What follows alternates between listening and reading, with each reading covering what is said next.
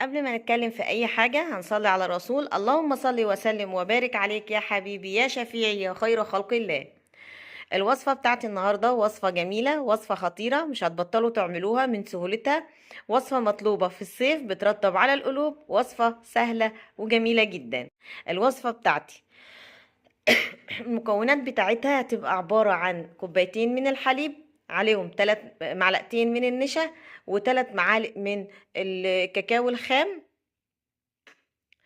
وكمان لو موجود كوفي ميكس ممكن احط معلقه لعشاق القهوه او عشاق الكوفي، بتودي الجيلاتي او الايس كريم في مكان تاني. هعمل وصفه الجيلاتي النهارده، وصفه سهله وصفه جميله، وصفه ولا اروع من كده.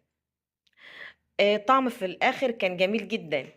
بعد ما عملت المكونات ده هبتدي بقى ان انا ارفعه على النار، وابتدي ايدي فيه دايما باستمرار اقلبه لغاية لما القوام يبتدي يلف معايا كده. ارفعه بقى من على النار واسيبه لغاية لما يبرد خالص. اول ما يبرد بقى ابتدي اشتغل فيه.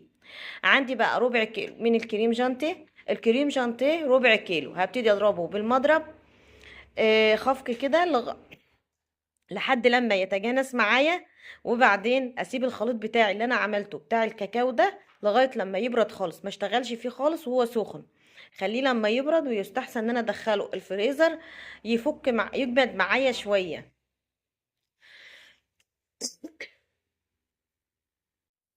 بوريكم ان هو قد ايه سخن وقد ايه لافف وجميل، والقوام كان جميل جدا.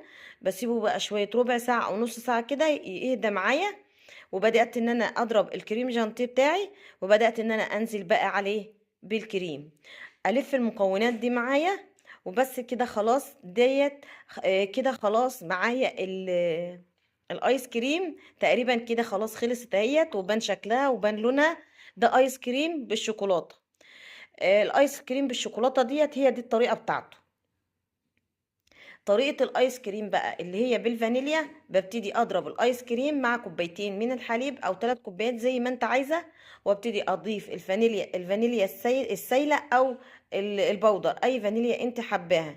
وابتدي بقى اسيب الخليط ده، الف الخليط ده مع بعضه وادخله الفريزر. هيبقى عندي ايس كريم بالفانيليا. لو حابه اعمل ايس كريم فواكه، بس انا ما عملتش الفواكه، بجيب نص كيلو من الفراوله او نص كيلو من الموز او نص كيلو من المانجا. بغسله كويس وادخله الفريزر لغايه لما يسقع معايا تماما او يتلج تقريبا. اطلعه واضربه. وربع كيلو من الكريم جانتيه، وابتدي اضربه زي ما انا عملت الطريقه دي كده.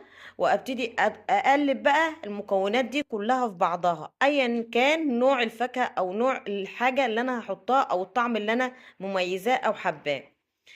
بدات ان انا اجيب العلب بتاعتي وبدات اصب فيها الخليط بتاعي. بوريكم قد ايه الجيلاتي قوامها جميل. ديت لما بنشتريها من المحلات وبتفك معانا بتدي القوام ده. بوريكم القوام كان قد ايه جميل، وله جامد قوي، وله سايل زياده عن اللزوم. ديت لما الايس كريم بتجيبيها وبتفك معاكي بتدي الشكل ده في الاخر.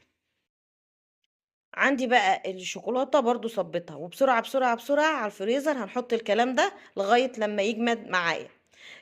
بيته ليلة في الفريزر، وبدأت ان انا اخرجه بقى من الفريزر بعد الليلة ديت.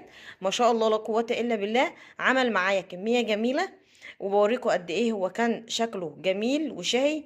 بدأت ان انا بقى ايه اغرفه في الاطباق. لو عندي بقى بسكوت اوريو بحطه عليه، مش موجود بسكوت اي جناش انت تحبيه، صوص فراولة، صوص شوكولاتة، اي صوص كراميل، اي صوص انت حباه ممكن تحطيه عليه. موجود عندك الصوص اللي انت تحبيه او الجناش اللي انت تحبيه تقدميه بيه اعمليه.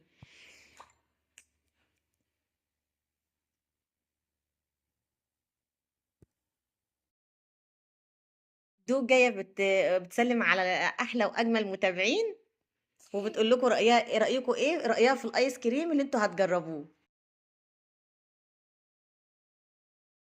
ازيكم يا احلى واجمل متابعين. اعملوا لايك واشتراك وفعلوا زر الجرس. متنسوشي تجربوا الايس كريم، لو مش جربتوها تندموا. يروح عليكي. صراحة كان طعمه فوق الخيال، كان طعمه جميل.